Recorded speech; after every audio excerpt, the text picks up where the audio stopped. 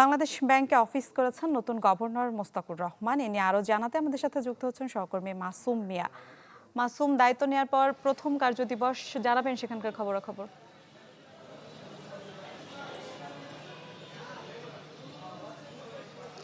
মিলা, ঠিক 10টা 40 মিনিটে বাংলাদেশ ব্যাংকের নতুন গভর্নর তিনি আসেন এবং তাকে স্বাগত জানায় ডেপুটি গভর্নর মহোদয় থেকে শুরু করে ঊর্ধ্বতন কর্মকর্তারা, এবং তাকে এই মুহূর্তে তিনি ভিতরে তার অফিসে অবস্থান করছেন। আমরা তার সাথে কথা বলার চেষ্টা করেছি এবং তিনি যেটা বলেছেন, তিনি কাজ করবেন, কথা কম বলবেন, এবং তিনি দেশের যে অর্থনীতির যে সমস্যা, সেই সমস্যাগুলো সমাধান করবেন বলে কিন্তু তিনি আশ্বাস দিয়েছেন। তবে আমি এখানকার যে বাংলাদেশ ব্যাংকের যে কর্মকর্তারা রয়েছে তাদের সাথে কথা বলেছি। এই নতুন গভর্নরকে কিন্তু নানান চ্যালেঞ্জ মোকাবেলা করতে হবে। প্রথম এবং সবচেয়ে বড় যে চ্যালেঞ্জ মোকাবেলা করতে হবে, এই বাংলাদেশ ব্যাংক একটি নিয়ন্ত্রক সংস্থা, এই নিয়ন্ত্রক সংস্থার শৃঙ্খলা ফিরিয়ে আনার একটি বিষয় রয়েছে।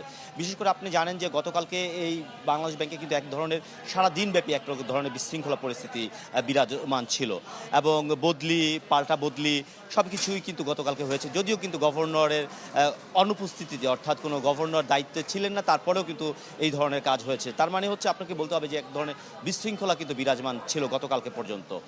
তাছাড়া আরও বেশ কিছু চ্যালেঞ্জ আপনার এই নতুন গভর্নরকে, একজন ব্যবসায়ী নতুন গভর্নরকে নিতে হবে। বিশেষ করে হচ্ছে মূল্যস্ফীতি নিয়ন্ত্রণ, নতুন যে মার্জ, অর্থাৎ এই যে 5টি ব্যাংক যে একীভূতকরণ করা হয়েছে সেটাকে এগিয়ে নিয়ে যাওয়া।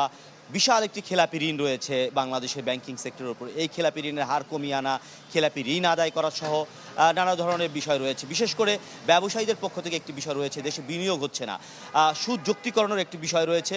আপনার যেখানে আমাদের উচ্চ মূল্যস্ফীতি রয়েছে এবং সুদ যুক্তিকরণের বিষয় রয়েছে, এই যে একটি ব্যালেন্স, অর্থাৎ আপনার ব্যবসায়ীদের দাবির প্রেক্ষিতে সুদ কমাতে হবে, আবার সাধারণ মানুষকে স্বস্তি দিতে হলে আপনার মূল্যস্ফীতি কমাতে হবে। এই যে চ্যালেঞ্জগুলো কিন্তু বর্তমানের গভর্নরকে মোকাবেলা করতে হবে, এবং তিনি যেটা আশা করেছেন, তিনি কাজ করে যেতে চান, এবং তার কাজের মাধ্যমেই এই সমস্যাগুলো সমাধান হবে বলে কিন্তু তিনি প্রত্যাশা করছেন। মিলা। জি মাসুম, ধন্যবাদ আপনাকে।